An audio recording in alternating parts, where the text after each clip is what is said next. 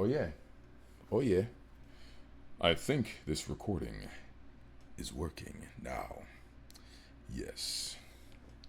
Sorry, I was pulling up my little script. So I have to have a script for this now. You know?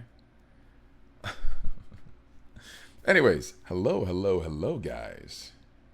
I am Red Talks. That is REDD_TALKS. Red Talks. This is my first video on YouTube. It is not the first time I've made content, but it is the first content I'm putting onto YouTube. Today, I'm going to be talking about my review for DreamCon of 2026. Fair warning, this is going to be a TED Talk, hence why I named the channel Red Talks, because Red is my nickname, and yeah. Obviously, as you can't tell from the, minute-long intro already. So, again, fair warning, this is going to be a TED Talk, it's going to be a yap session. Feel free to put this on in the background, if you're driving, if you're doing laundry, if you're making food, even if you're taking a shit. I don't care. I'm not going to hear it. You'll hear my voice, but I'm not going to hear you taking a shit, so I'm all right with that. Anywho, yeah, that's what this video is going to be. So, yeah, just put this on the background if you feel like it, and I would be very grateful, very appreciative. So, again, this will be my review for DreamCon 2026. I'm going to go by all these different topics and like chapters or whatever. I got to figure out how to make chapters on YouTube. Don't know how to do that yet, so I'm going to learn that today. After I finish this recording. So I'm going to start with the venue, the new venue that we were at this year. Mind you, this is my first DreamCon. I only know that it's a new venue because of other friends that have like gone to DreamCon concurrently. I think I used that word right? So based off of that, I've been told this is the biggest venue that they have had. I think it was the George R. Brown Convention Center, I want to say. It was big as shit. It was big as shit. Like that convention center, I think that was the biggest convention center I've ever been to. Mind you, whenever I go to conventions, I've mainly gone to in-state conventions, so the ones in Chicago, Illinois, in Rosemont. Our convention center is the Donald E. Steffens Convention Center, I believe, it's pretty big. It's a sizable convention center. It's a big convention center. Even being there, like this one, I firmly believe is a lot bigger. Like it has 3 different floors, and each floor's layout is just wide as shit. So, I think it was the biggest convention I've ever been to, and to other people's point, the venue is the biggest one this year. So that was pretty somewhat of a double-edged sword. So like if you're maybe if you have some trouble walking, or if you don't have like a lot of stamina, or if you don't have like the right footwear, that was going to be a detriment for sure. And because it was flooded, there was a lot of people. And I think because the venue was so big, that allowed them to not cut off the ticket sales, that was stressful as well. But there's a lot of people, and I think I saw somewhere online that there was like somewhere around like 40,000 of us that attended. Don't know if that's true. Don't know if that's false, but that's what I heard. So yeah, venue, really nice, really big venue. Solid. I think so. Really, really solid. Pricing. Let me tell you something, man. I was having a little bit of trouble with the pricing. Because like at the moment, I am not super rich. I plan to be, for sure. That is my goal, and that's one of my manifestations, of course.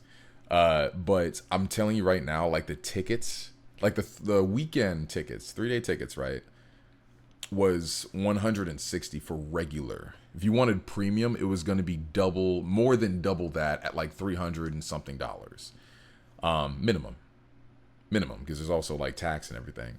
But for the regular 3-day ticket, it was like $160 after tax. I think it was like $170, $180, which is crazy because I went to ASIN this year, back in May, I believe. And ASIN was literally half that price, despite the fact that it is, I think, one of the top 3 biggest anime conventions in America, I believe. It was like $80 to like $90 for ASIN tickets for a 3-day weekend pass. compared to DreamCon's 160.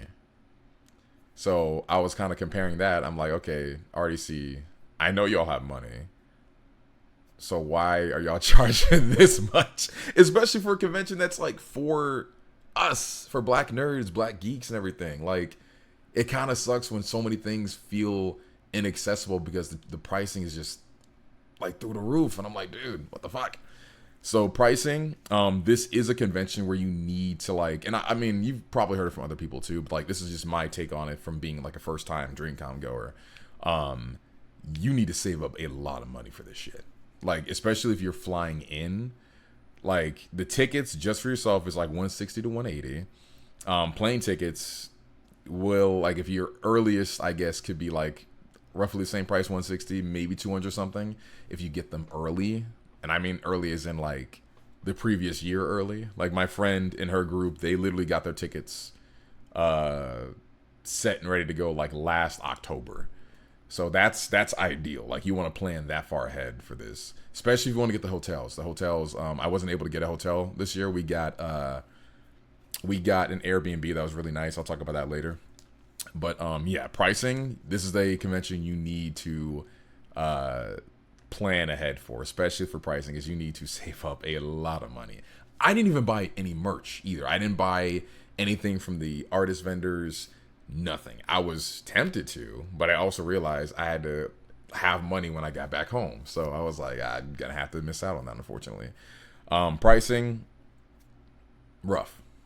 I'll say rough. If you're not rich, pricing will be rough as a motherfucker. Nightlife and after parties. Man. Okay. The nightlife and after parties. Let me tell you something.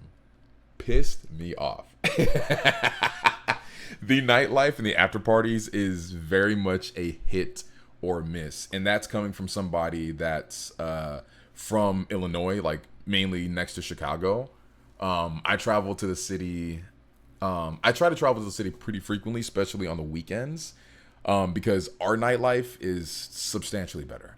And there was a guy that was from New York that said the same thing about New York. Texas, the nightlife, not Texas, the nightlife in Houston, I should say, because I heard Austin was a lot better. But the nightlife in Houston for this DreamCon was ass. I'm sorry, but it was ass. It was so terrible. For one, the clubs close at 2 a.m., which for other people that don't go out like that probably sounds like a normal time. Again, for like a Chicagoan and like for people in New York, other people that have like their cities have better nightlives, like our shit stays open till like 4 or 5 a.m. And what's annoying is that these establishments and like these party hosts, they will adjust prices for these bars and for these clubs because they know there's an event going on. They know that DreamCon's here. So they'll adjust how much it costs to get in. They'll make it more expensive because they know it's an event, but they won't change how long the event runs for. You know what I mean? So like you pay more to be there for the exact same amount of time, which is still early as shit because 2 a.m. is early as fuck. Like Friday night, we went to, I think it was a LAN party. It was a lot of fun. I'll give it that. The LAN party Friday night was a lot of fun. We got there at a great time. We were there for a good amount of time too, and met a lot of cool people. A lot of people don't really seem to come in their cosplays at these parties, which is kind of a bummer. And a lot of people were saying that the DreamCon official after parties were not it. I didn't go to them because we went to the LAN party on Friday, and everybody I asked came from the DreamCon official after parties, said it was ass. So I guess don't go to the DreamCon after parties, unfortunately. Go to like the off-site after parties because those seem to be consistently better. Saturday night was probably my worst though because I did still go to the LAN party, but I went kind of later. I think I got there at like midnight. So I would have had like 2 hours to just like hang around, get drunk, whatever the fuck. But I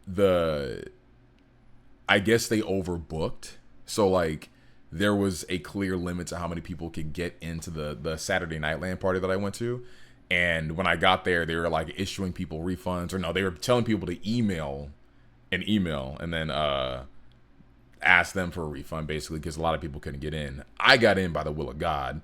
After like waiting in line for like an hour and some change. It was so annoying. It was so annoying. And I think it was because there's too many dudes. Because at one point, they literally just said, okay, all the ladies, y'all could come to the front of the line and come in. Mind you, I was seeing tens upon tens upon tens of people leaving the venue as I'm waiting in line. And like line was still barely moving. It was like 2 different lines. And they let at least like 40 plus women, specifically women, in. And I'm just like, me and other dudes are like, all right, that's kind of bogus. Like, we're like, okay, so it's not an overcapacity issue. There's just too many dudes in there. That was the actual issue. They wanted more women in there, which, I mean, that's cool. It was just knowing, just being in that line for like an hour and just seeing people, like literally like tens upon tens upon tens of people walking past. It's like, okay, cool. Eventually I got in there. The bartender I had was slow as shit. He was probably trying his best. I think he had like pink eye, or like he looked like he had like maybe some eye surgery done or something like that. But he was really slow. I wasn't able to get a drink until like the last 10 minutes, and I'm like, okay, well, there's no point in me even drinking this shit because I gotta leave right after, right? So I will say Saturday's after party did suck, but I think that was mainly because I just got there later, and like the host didn't account for how many people were gonna show up, so that was really dumb on their part, I'd say. But overall, after parties can be hit or miss. I would say don't go to the DreamCon official after parties because even RDC don't really show up. They show up for like maybe 10 minutes and then dip, from what I heard. But you want to go to like the off-site after parties because apparently those are better. Like Trap Sushi, my friends and I didn't get to go to Trap Sushi, unfortunately. They sold out. And for some reason, they don't have a Saturday event. They have a Friday and Sunday event, but not Saturday. I think that's really weird, but that was the thing. So after parties can be hit or after parties can be hit or miss. The nightlife in Houston kind of sucks. They close ridiculously early, and the city's kind of barren. I'm not gonna lie to you. Like, I'm used to like like Chicago mainly. I've seen New York City. This is like the emptiest city I've ever seen in my life. I've never seen a city so barren and like quiet. It was weird. It was weird. But yeah, cosplays. Amazing. I'll always say fans do it better for like anything, whether it's like reanimating Invincible fight scenes, whether it's creating like character designs, whether it's like redesigning Marvel, DC characters, superheroes, anime characters. Like, fans will always do it better because there's always passion behind fans and fan projects. And this factors into the cosplays. The cosplays were amazing, brother. I only had 2. I had a Mr. Terrific cosplay and I had a maid suit cosplay. And there's only like 2 other Mr. Terrifics that I saw. Like, I saw one Mr. Terrific on Friday, and then I saw one Mr. Terrific on Saturday. I wasn't there Sunday. I left early on Sunday. But the cosplays were honestly amazing. And like the vast majority of cosplays, because this is like a black nerd event predominantly. You don't have to be black to come in. Like, there was a lot of people that are not black that came, that are able to show up. But it's mainly for black nerds and black geeks.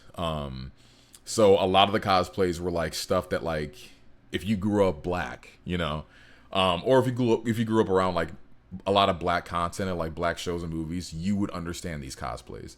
Like, this is literally, I think, the only convention where I saw Halle Berry, respectfully, where I saw Halle Berry's Catwoman cosplay. I saw like maybe 3 or 5 of them, and their cosplays are so amazing.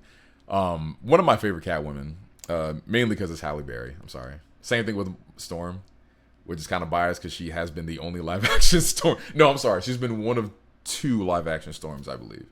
I believe 1 or 2. Yeah. It's only been 2, I think. But yeah, I saw a lot of her. I saw a good amount of Static Shocks. That was really cool. Saw a handful of Blades. I saw a Wonder Man. Only time I've seen a Wonder Man as well. Which, granted, like, his show did come out. No, it came out in January. There's enough time for people to make or buy a Wonder Man cosplay. So I saw a lot of Wonder Man. Or no, I saw 1 Wonder Man, maybe 2. So that was really cool. But that was really cool. Like, the cosplays, you'll see a lot of black-centered cosplays. And it was a lot of fun seeing that. It was actually really cool. And everybody's super nice. At least most people that I encounter were super nice. And that's usually par for the course when it comes to conventions. The atmosphere, well, I'm going to get into that in a minute, actually. I'll talk about that in a minute. But yeah, cosplays, great, solid, amazing, no complaints. Everybody was just fucking popping out with the cosplays. It was great.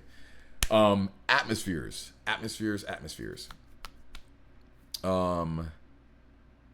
Mostly good.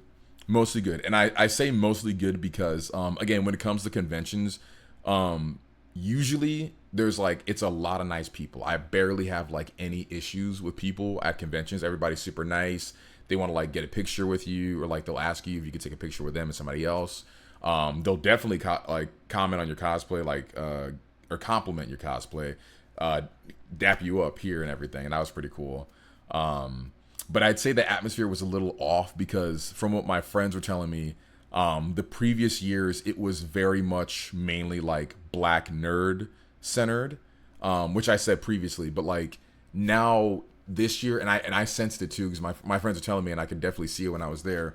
It's still a black nerds event, but it's a little more broad now. So like there's a lot more people that show up that do not watch anime, that are not into superheroes, that are not into comic books, that are not into manga. They're just not into any of that. They're not nerds. They're not geeks. But they still show up because maybe Cinna is here, or maybe they want to see Mark, or they want to see, any other content creator, any other streamer. So that's kind of a bummer because they can definitely bring down the mood, which, they can bring down the atmosphere too. Not fully, because most of us that are there are geeks. Most of us that are there are nerds. So it's still like worth it to go. But again, I felt the atmosphere kind of not be how the other conventions I've gone to were. And my friends that have been there for multiple years have told me like it's slowly kind of been like, it's a little more broad, but that's kind of a bad thing because then it's like not for us. It's like other people, like normies, are showing up, and a lot of normies kind of fucking suck. I'm not gonna lie, a lot of normies suck. Not all normies, but a lot of normies suck because that's where you get people that like judge, and like that's where you get people that are just kind of rude. Like I was hearing last year, there was like a guy that came to DreamCon who wasn't a nerd, he wasn't a geek, and he saw a guy walk past him wearing like a Sailor Moon outfit, and he like side-eyed him. I heard he got flamed on Twitter for that, which he honestly should, because it's like, nigga, what? Do you know where you're at? Like showing up to a convention, like an anime convention, and then like side-eyeing seeing a grown man in like a 2B costume or like a Sailor Moon costume is like, dude, like that's normal. It's a convention. Everybody dresses up. Like, what are you judging niggas for, right? So like that can happen. I didn't see too much of that. Not that I noticed. I wasn't really trying to look at people's faces too often. So I didn't really notice that, at least for me. But that can happen when it's like kind of pushed towards people that are not within the umbrella of like people that watch anime, people that are nerds and geeks. So atmosphere was mostly good. Just had some side effects. You could feel the side effects of like people that are normies that don't actually watch, like that are into this culture being in this scenario. So that could be felt, unfortunately. Houston, I think I touched on this a little bit earlier with the venue and everything. Again, Houston, terrible nightlife, was kind of dead. Like, I don't know. Maybe it's because my friends and I didn't see like the better part of Houston, I guess, because the part of Houston we were in looked like the slums. I'm not gonna lie to you. That was where we stayed in our Airbnb. The inside of the Airbnb was fucking amazing though. The outside just didn't look the same, but the inside was like, oh shit. Don't judge a book by its cover. But Houston, I'm mixed on it just because I'm used to Chicago and New York. Again, city was pretty empty, kind of dead. The nightlife sucks. I don't know why they close the clubs and bars at 2 a.m. That's way too early. So Houston, in my opinion, I was like, it exists. It's there. The venue was cool though. Venue was nice. Great, not like nice, big ass venue. That was cool. The lines. When it comes to events, there was a lot of events I missed out on. There's a lot of events my friends missed out on just because like the lines to get in was crazy. Like long enough that it's like you're not getting inside unless enough people leave the event. you're not like getting in the room to be able to sit down, or you're going to be able to get in the room and just stand the entire time, or maybe the door is just open and you're watching from outside the room. Like the events were getting packed consistently. So that was a bit of an issue. Now where my friends and I stayed, again, we stayed at an Airbnb. Again, I touched on it a little bit earlier. The inside was amazing. The Airbnb owner, like, I fuck with her vibe. She had a really cool vibe. Her home was just very soothing. It was calming. She was definitely an artist because how everything was designed was really nice. My room had a fucking stripper pole in it. That was cool as hell. Didn't get to use it, unfortunately. I wasn't able to bring anybody home. I sold. But mine had that at the foot of the bed. That was really cool. Again, the homeowner was pretty cool. Really nice house on the inside. It was really, really cool. Really, really cool. Now, networking was phenomenal. This convention, I think you could network at multiple conventions. This convention is like almost promoting networking. It is amazing. If you're a content creator, if you're a streamer, even if you're not those things, like if you do something and you want people to know about it, like this place is perfect. I mean, perfect for networking. Like I'm saying that as somebody that's gone to other conventions as well. I'm a little shy when it comes to like meeting new people, so I'm not always like I'm not always good at like initiating conversations with strangers. I need to do that more. But like it's like this, it's perfect. Amongst like having a good atmosphere, this is like part of like, this is a good side effect of the better parts of the atmosphere. Because it's really easy to talk to people. It's really easy to connect with them and to network. Like my friends and I got, I don't know how many people's Instagrams, like connected with so many other creators on Instagram and stuff, just from having conversations, just from liking each other's cosplays, just from having a conversation about, damn, this line long as hell. And people are just that cool where you could just network and like show them what you do or talk about what you do. I just reminded myself, I gotta go back on Instagram because there's like a lot of photographers that we took pictures with that were doing this shit, bro. They are like, I could see why they chose photography. I'm like, okay, they got a nice ass camera, they know how to like set it up and everything. We were posing. I gotta actually write that down. Hold on.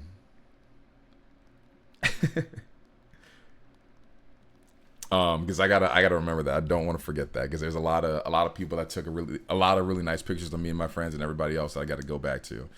But yeah, networking was awesome. Last thing I'm gonna cover, unless I forget anything else, are the streamers and other content creators. Again, as I said like a couple minutes ago, there's a lot of people. I'd say most people that show up do something. Whether it's streaming, content creation, anything, most people do something. Most people are talented and are known for something. Speaking of people that are known, a lot of these like, I guess like better known creators and stuff are just like walking around. Like you'll still get celebrities and like people like Burleezy that have their own booths that you can like walk up to and you have to like pay to like, you know, get a signature or like to talk to him, whatever, or get a picture.